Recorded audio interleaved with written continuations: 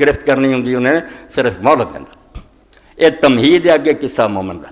اس تو پڑھی بعض لوگوں نے اخبار پڑھیا ایک دینی جماعت نے جنہیں لکھاں کا اجتماع کیتا اتنے دین دے نام تے ڈھونگ رچایا گیا کہ جہو جہ لوگ ہوں وہ حق مارنا اور ان اللہ دے رسول کی طرف منسوب کیتا.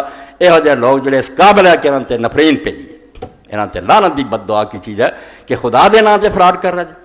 یہ مطلب جیسے فرعون حکومت مصر سے کر رہا سی باقی موسیٰ علیہ السلام نے یارو انہوں دی قوم اسے لائق سی فرعون نو تخت ملے.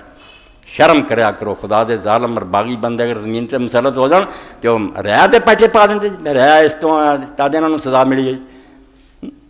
حضرت مسیح علیہ السلام آئے تو اسے رومی لوگ جڑے سی حکومت کر رہے سی ساری دنیا میں جکڑیا سی.